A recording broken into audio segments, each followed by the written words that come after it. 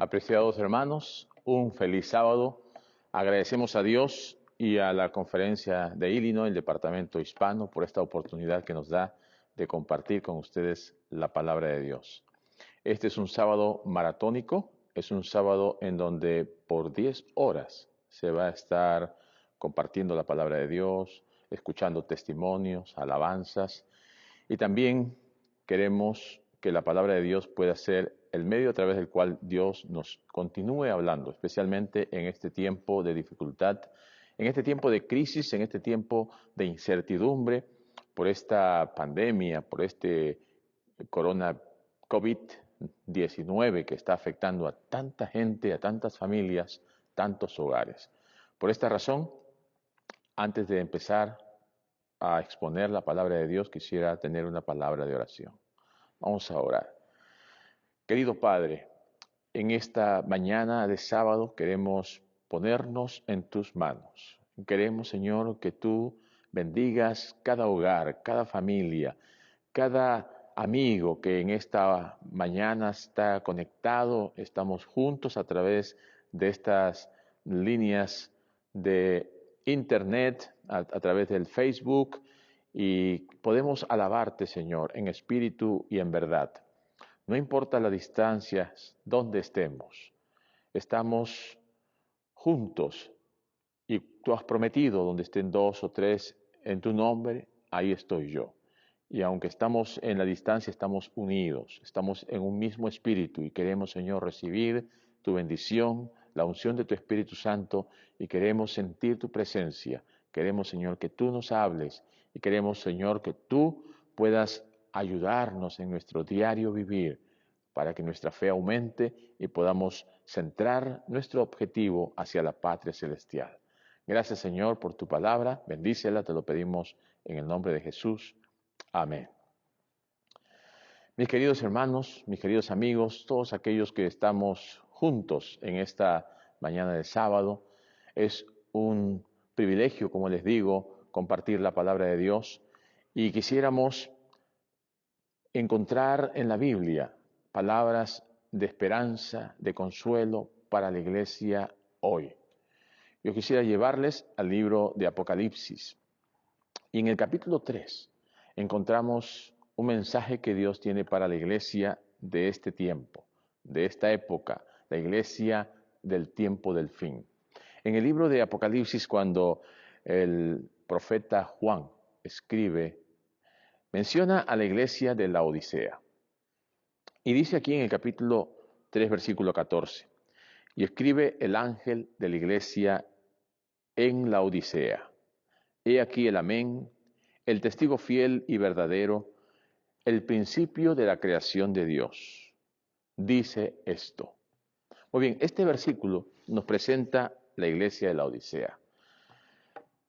La Odisea viene de 2 palabras griegas, laos, pueblo, y dike, ¿no?, que significa derecho.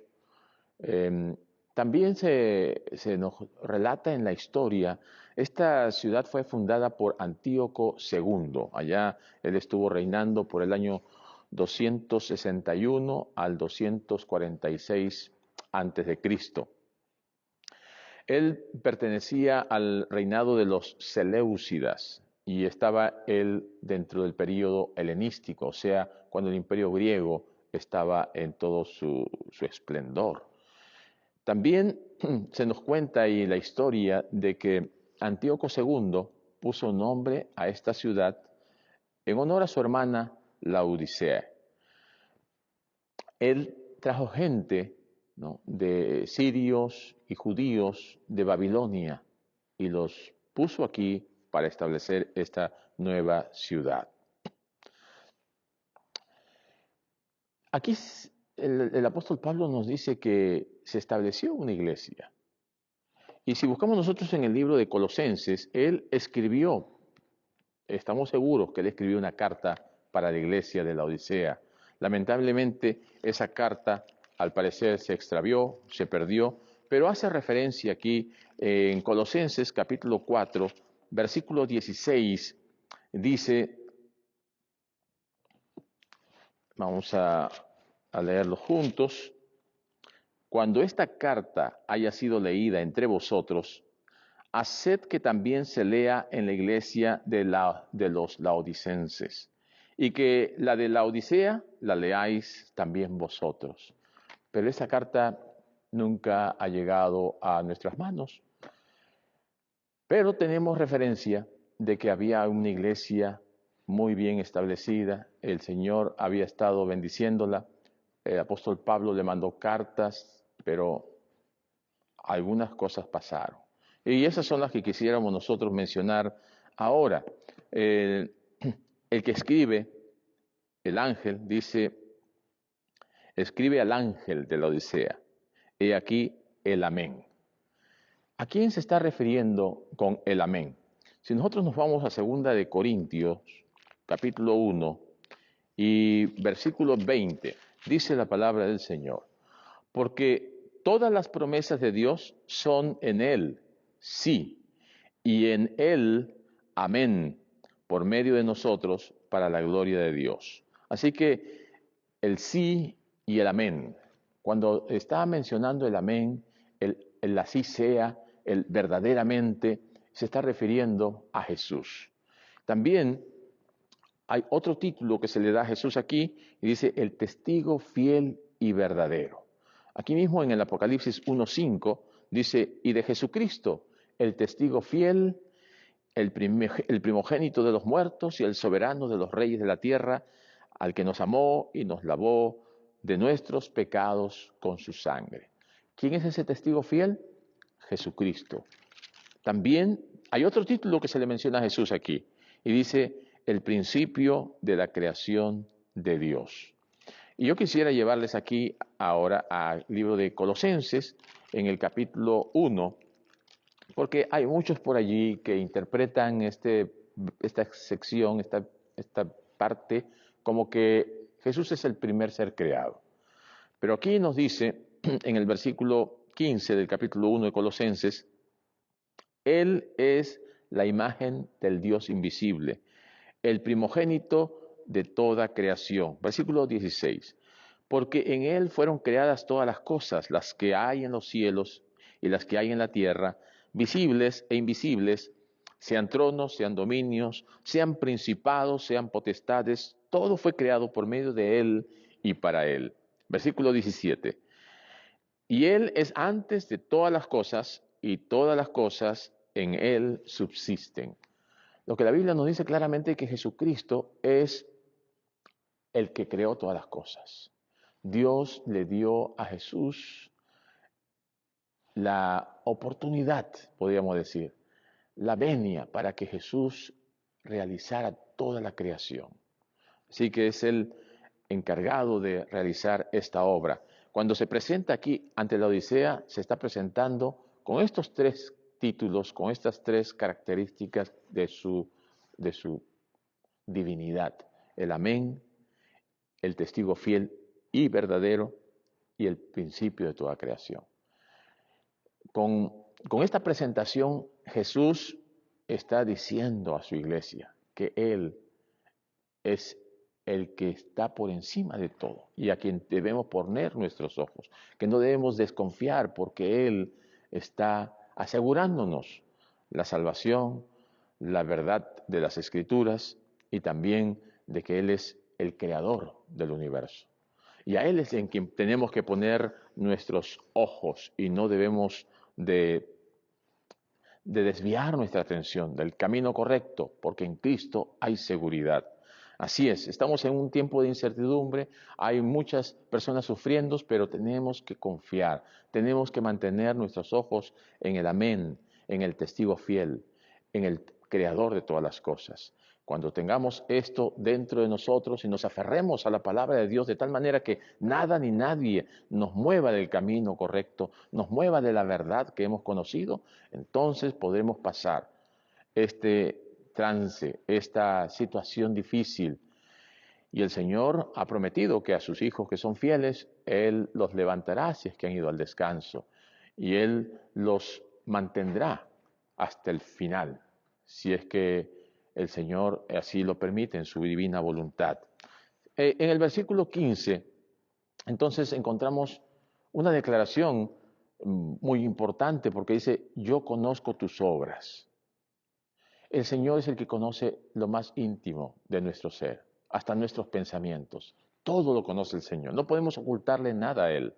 Aunque nosotros podamos engañarnos unos a otros, aunque de repente podamos mentirle al pastor, o mentirle a la esposa, o al esposo, o a los hijos, o en el trabajo, que podamos hacer algo por allí que aparentemente pensemos que nadie nos está viendo.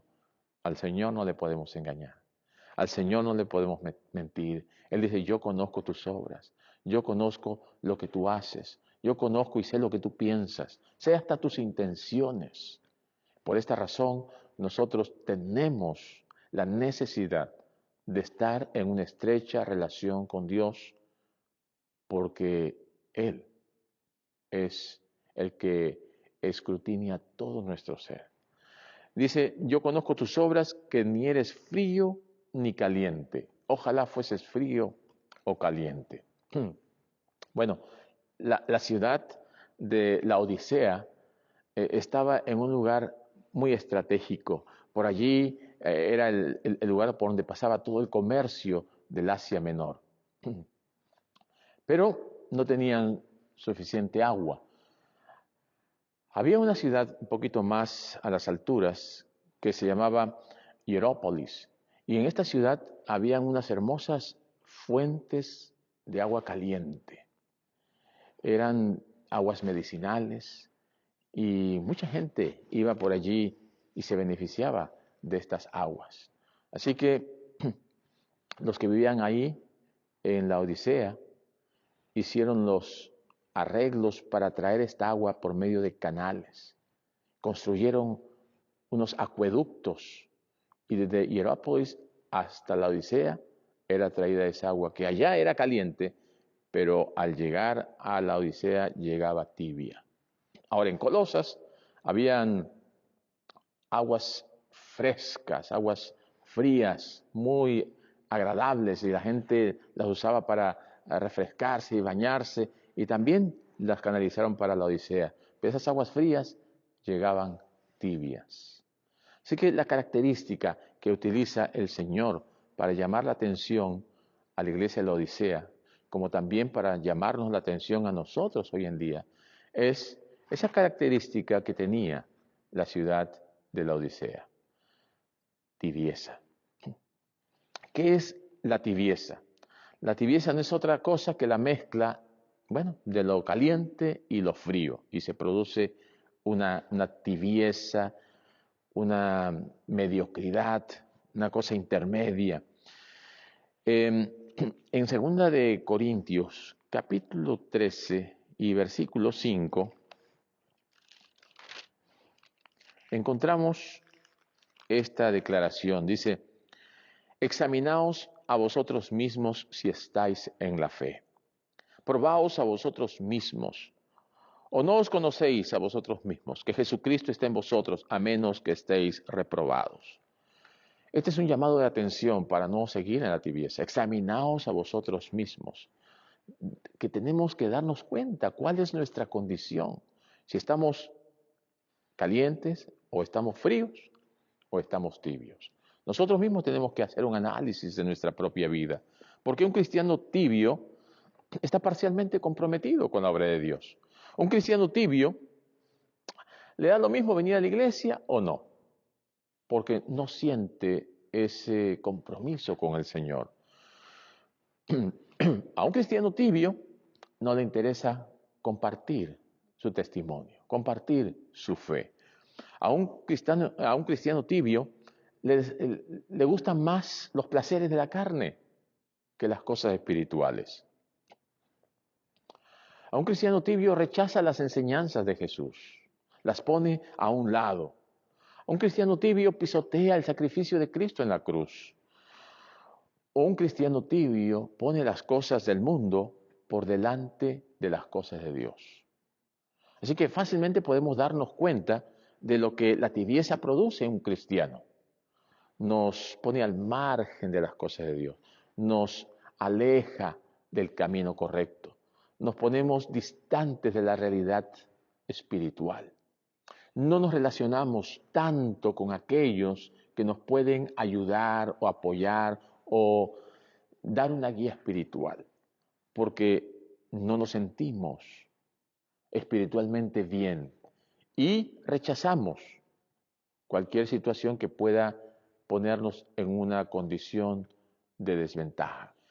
Mis queridos hermanos, el Señor dice, por cuanto eres tibio y no frío ni caliente, te vomitaré de mi boca. Esta es una expresión bastante dura. Es una expresión de no aceptación, de rechazo, ¿no? De expulsar aquello que es desagradable. Se dice que el agua tibia es vomitiva. Hay muchas personas que lo utilizan para quitar ciertas cosas que están en nuestro organismo y produce un vómito, una expulsión de esas cosas. El Señor dice, te vomitaré de mi boca. Si nosotros nos vamos al Antiguo Testamento y vamos al libro de Levítico, capítulo 18, encontramos una alusión a este aspecto, a este punto. Aquí en el capítulo 18, versículo 24 en adelante, dice,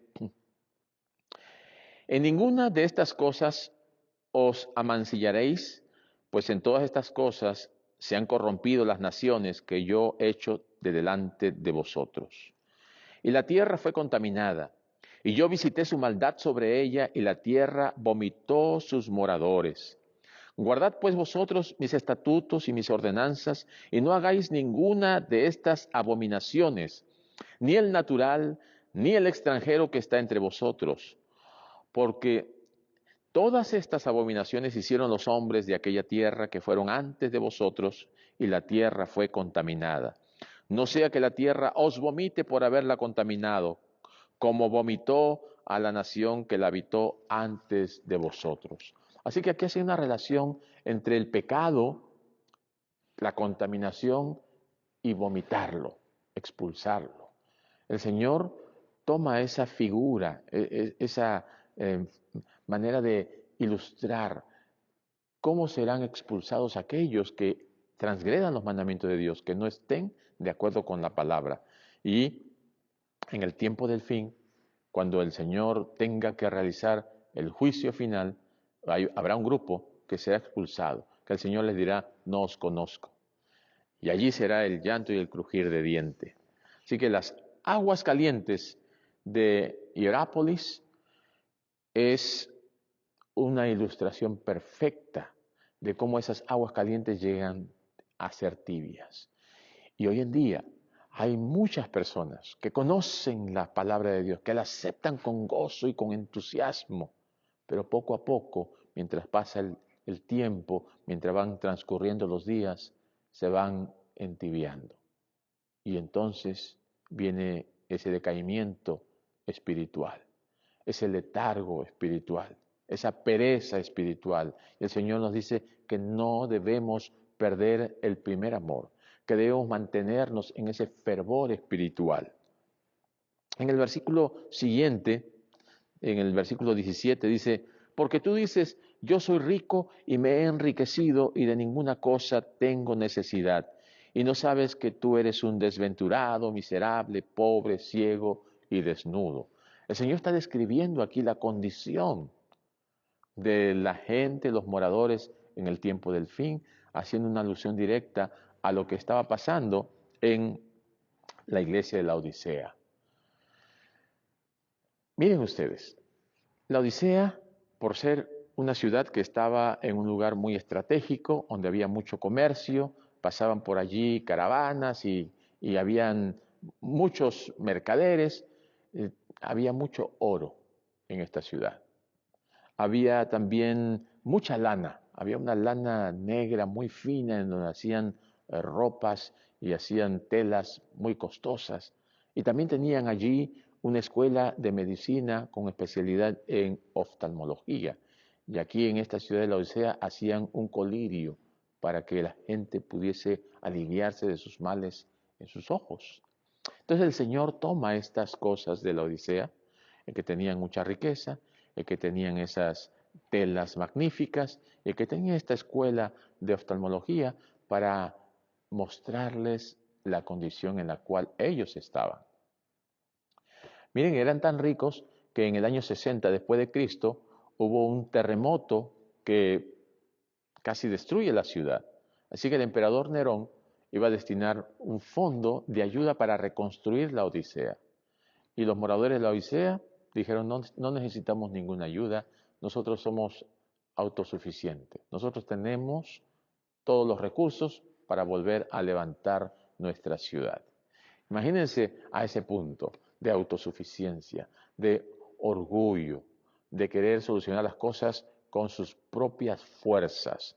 Y estas características el Señor la utiliza para mostrarnos a nosotros, los que estamos viviendo en el tiempo del fin, los que estamos dentro de la última iglesia de la historia de este mundo, la iglesia de la Odisea, nuestra condición.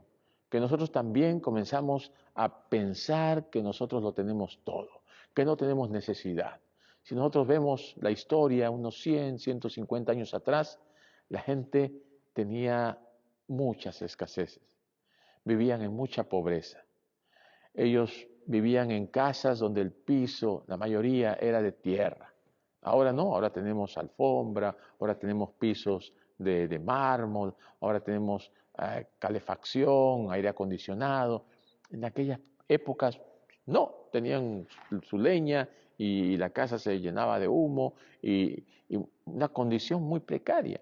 Pero en esta época de bonanza, en esta época de adelantos tecnológicos y científicos, en esta época donde hay mucho dinero y recursos, en esta época donde aquí en este país nadie se muere de hambre, vemos que la gente comienza a sentirse autosuficiente. Comienza a decir, no tengo necesidad. Entonces el Señor le dice, la verdad es que tú no te das cuenta. Materialmente tienes muchas cosas. Materialmente tienes cosas que has conseguido, que son tangibles, pero tú necesitas algo más, porque no te das cuenta que eres un pobre, miserable, ciego, desnudo. Le está mostrando una radiografía de su vida espiritual. En el versículo 18 dice, por tanto yo te aconsejo que de mí compres oro refinado en fuego para que seas rico y vestiduras blancas para vestirte y que no se descubra la vergüenza de tu desnudez y unge tus ojos con colirio para que veas. Estas tres cosas que el Señor le ofrece a esta ciudad que pensaba que con esas tres cosas que tenían lo solucionaban todo.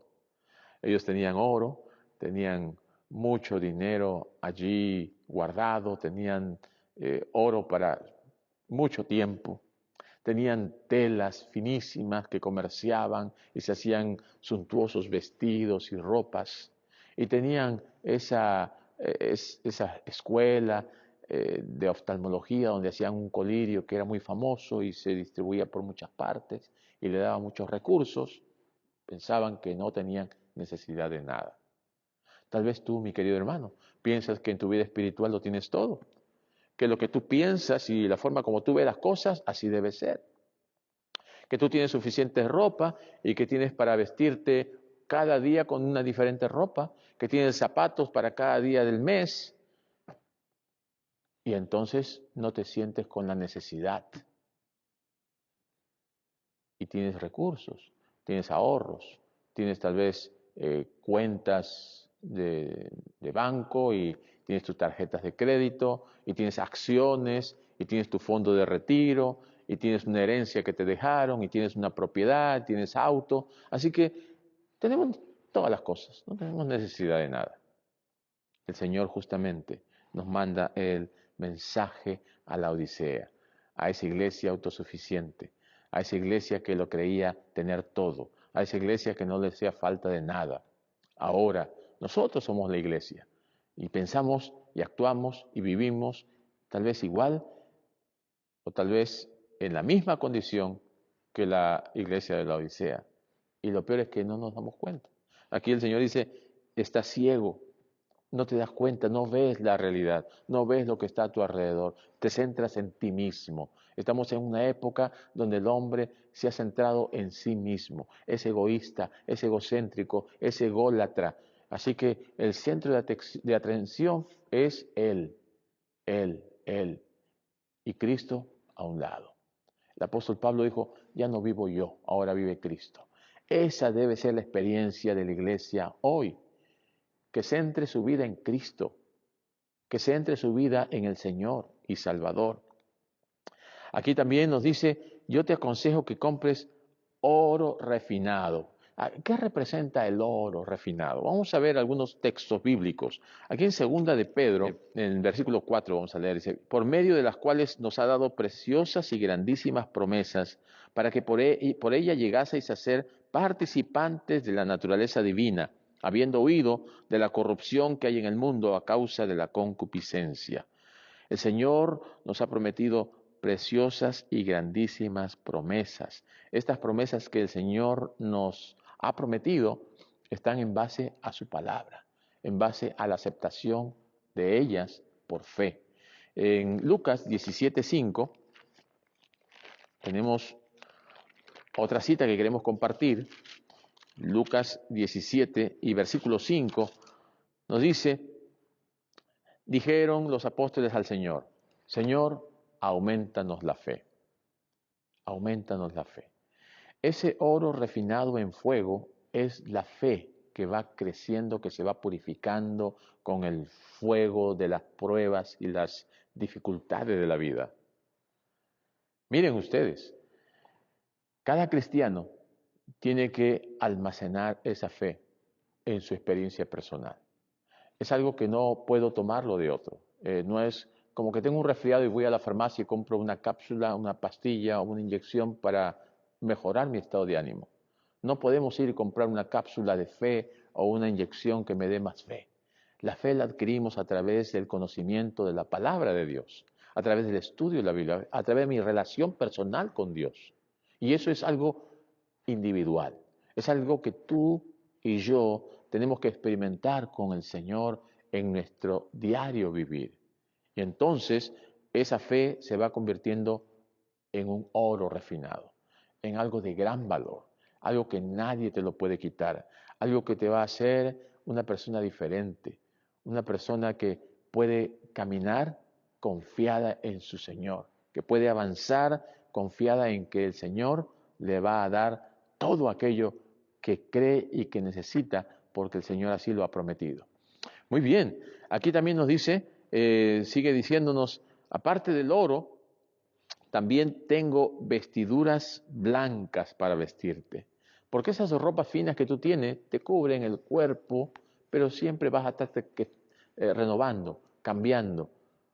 Y te cubre solamente la parte física, pero espiritualmente estás descubierto. Delante de mí estás desnudo, pero yo tengo algo para cubrir la vergüenza de tu desnudez. Yo tengo algo para cubrir esos trapos de inmundicia espirituales que traes puestos. Como el hijo pródigo, cuando llegó vistiendo esos harapos y el padre salió y lo cubrió con ese manto para que no se viese esa vergüenza de su vida pecaminosa. Cuando vamos al Señor, Él también nos cubre con su justicia perfecta. Él nos cubre con esas vestiduras blancas. Aquí en Apocalipsis capítulo 16, versículo 15, dice aquí, yo vengo como ladrón, bienaventurado el que vela y guarda sus ropas para que no ande desnudo y vean su vergüenza. Aquí el Señor nos dice, el que vela y guarda sus ropas, esas ropas que representan la justicia de Cristo, porque nuestra propia justicia no sirve para nada. Pero no podemos perder esa justicia de Cristo, tenemos que mantenerla con nosotros, tenemos que mantenernos cubiertos con esa justicia todos los días. Mientras nuestra fe crece, la justicia de Cristo nos cubre. De esta manera podemos vencer al enemigo. Pero el Señor también nos dice algo más. En el versículo que estamos leyendo, en el 18, dice, y unge tus ojos con colirio para que veas. Nuestra condición actual es una condición de ceguera espiritual. Es una condición en la cual no podemos darnos cuenta de las cosas que están pasando a nuestro alrededor, porque hemos fijado nuestra atención en nosotros mismos. Hemos fijado nuestra atención en este mundo. Hemos fijado nuestra atención en las cosas que nos dan placer, que tranquilizan nuestra conciencia, que nos dan placeres temporales. Y el Señor nos dice, estás ciego, estás ciego. Tú necesitas algo, no ese colirio de los laodicenses, necesitas el Espíritu Santo. Aquí, 1 Juan 2:27, vamos a leer la palabra de Dios. 1 Juan 2:27 nos dice, 1 de San Juan, pero la unción que vosotros recibisteis de Él permanece en vosotros, y no tenéis necesidad de que nadie os enseñe, así como la unción misma os enseña todas las cosas, y es verdadera, y no es mentira, según ella os ha enseñado, permaneced en Él. Esa unción que recibimos, esa unción que aceptamos un día, cuando Jesús llegó, tocó la puerta de nuestro corazón y decimos, Señor, yo quiero aceptarte. Entonces fuimos bautizados con el Espíritu Santo. Jesús también fue bautizado, recibió el Espíritu Santo. Y cada uno de nosotros necesitamos esa experiencia de ser bautizados en el Espíritu Santo. En 2 de Corintios, capítulo 4, versículo 3 dice, pero si nuestro evangelio está aún encubierto, entre los que se pierden está encubierto, en los cuales el Dios de este siglo cegó el entendimiento de los incrédulos para que no les resplandezca la luz del evangelio de la gloria de Cristo, el cual es la imagen de Dios. Como vemos aquí, el mundo está enceguecido, el mundo está en tinieblas espirituales, el mundo no se da cuenta que está en camino hacia la perdición, ese camino que los lleva hacia la muerte eterna. Están ciegos, y un ciego que lleva a otro ciego juntos van a caer por allí al pozo. Dice en 1 Juan 2:11, pero el que aborrece a su hermano está en tinieblas, y anda en tinieblas, y no sabe a dónde va, porque las tinieblas le han cegado los ojos. Así que, ¿cómo podemos saber que ya no estamos ciegos? El Señor nos dijo que debemos amar a Dios sobre todas las cosas y a nuestro prójimo como a nosotros mismos. Si nosotros no mostramos amor al prójimo, todavía seguimos en tinieblas. Es una forma práctica de ver cómo Dios ha actuado en nuestra vida y cómo nosotros hemos respondido a ese llamado. Se nos van a quitar todas aquellas vendas que nos tienen en las tinieblas cuando nosotros comencemos a dar amor, porque Dios es amor. Y cuando nosotros comencemos a compartir ese amor con los demás, estaremos andando en el camino correcto, porque Dios vino a mostrar ese amor, a dar ese amor, a compartir ese amor.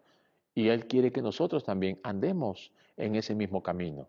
No como aquellos legalistas y fariseos que decían cosas pero no las hacían, sino el Señor quiere que nosotros vivamos lo que predicamos, que mostremos amor a todos aquellos que están a nuestro alrededor.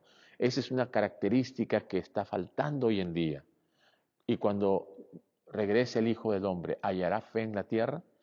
Así que es importante que nosotros mantengamos el amor, que mantengamos la manifestación del amor hacia los demás. Mis queridos hermanos, en el versículo 19 dice, yo reprendo y castigo a todos los que amo, sé pues celoso y arrepiéntete. Como en Proverbios capítulo 3 versículo 12 dice que el Padre castiga y reprende a su Hijo porque lo ama. Dios nos llama la atención, Dios nos hace sentir nuestra condición, porque nos ama, nos va a reprender. Y el Señor hoy en día está dispuesto a darnos una llamada de atención para que reaccionemos, para que no estemos en esa condición laodicense, para que despertemos, porque ahora ya es tiempo de despertar. No es tiempo de estar dormidos, no es tiempo de estar allí perdiendo el tiempo, de no hacer nada por el Señor. Ahora es el tiempo cuando debemos despertar. También nos dice, he aquí, yo estoy a la puerta y llamo. Yo estoy a la puerta y llamo. Qué hermosa figura utiliza Jesús aquí una expresión poética, porque el sabio Salomón la utilizó. Tenemos un hermoso libro, el libro de Cantar de los Cantares. Y ese libro, el Cantar de los Cantares, habla acerca del amor del hombre hacia la mujer. Y se utiliza mucho para manifestar el hombre, ¿no? Representa a Dios y la mujer representa a la iglesia. Y ese amor del hombre hacia la mujer debe ser también la manifestación de Dios hacia su iglesia. Y nosotros tenemos que aceptar ese amor de Dios. Miren ustedes, por ejemplo, en Cantares 5, capítulo 5, en el versículo 2 se presenta esta figura tan hermosa. Dice, yo dormía, pero mi corazón velaba. Es la voz de mi amado que llama y me dice, ábreme, hermana mía, amiga mía, paloma mía, perfecta mía, porque mi cabeza está llena de rocío y mis cabellos de las gotas de la noche, ¿no? Da a entendernos como que llegó el esposo al aposento de la esposa y él está allí tocándole la puerta y ella está en su lecho y está que le cae el rocío, está lloviznando y él está como mojándose allí afuera. Y entonces ella como que le contesta, ¿no? Me he desnudado de mi ropa, ¿cómo me he de vestir? He lavado mis pies, ¿cómo los he de ensuciar? No, pues ya estoy en cama, ya estoy descansando, ya estoy muy a gusto, no, no quiero levantarme, dice, ¿no? Mi amado metió su mano por la ventanilla, mi corazón se conmovió dentro de mí, yo me levanté para abrir a mi amado y mis manos gotearon mirra, y mis dedos mirra que corría sobre la manecilla del cerrojo.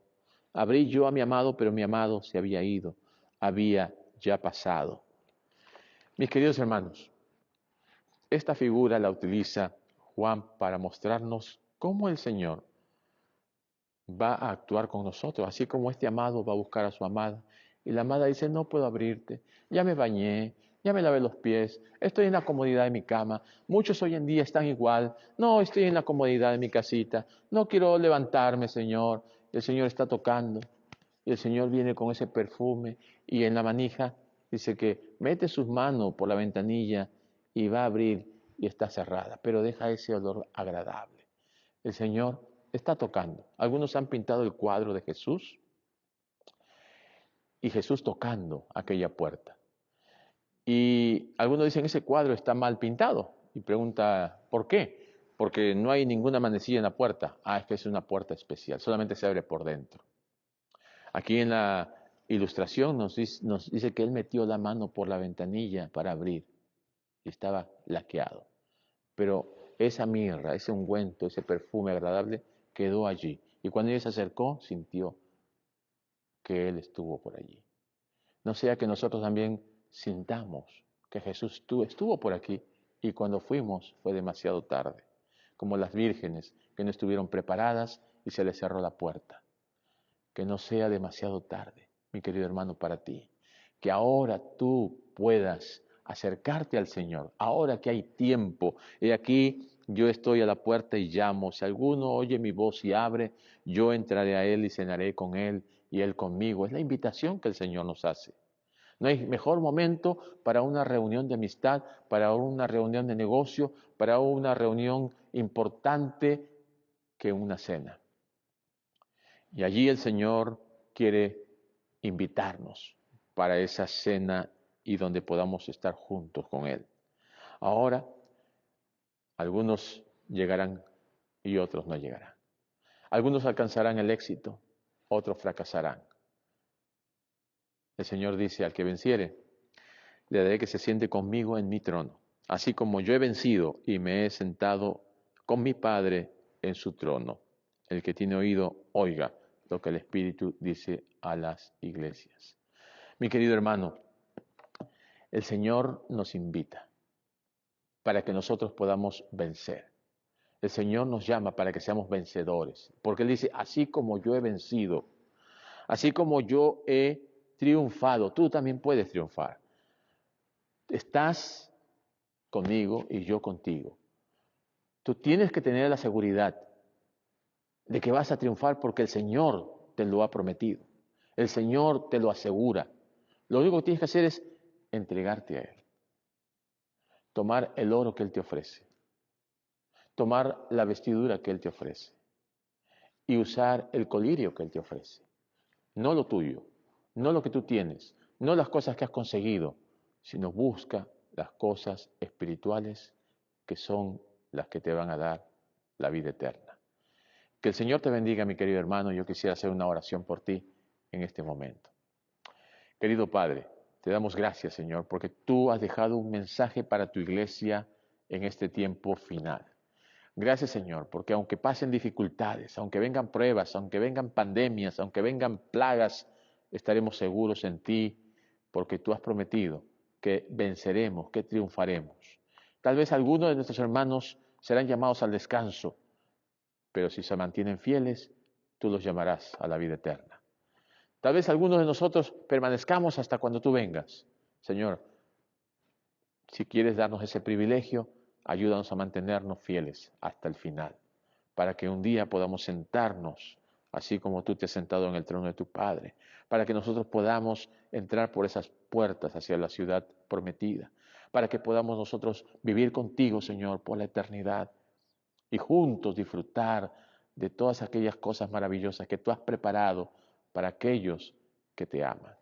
Gracias, Señor. Bendice a tu pueblo aquí reunido. Bendice a tu iglesia sobre la faz de la tierra. Bendice a todos aquellos que están sintonizados, que están conectados, que están escuchando, que están participando de este culto y que continuemos durante el resto de este día gozándonos en tu presencia. Te pedimos todo esto en el nombre bendito de Jesús. Amén. Que el Señor te bendiga, mi querido hermano.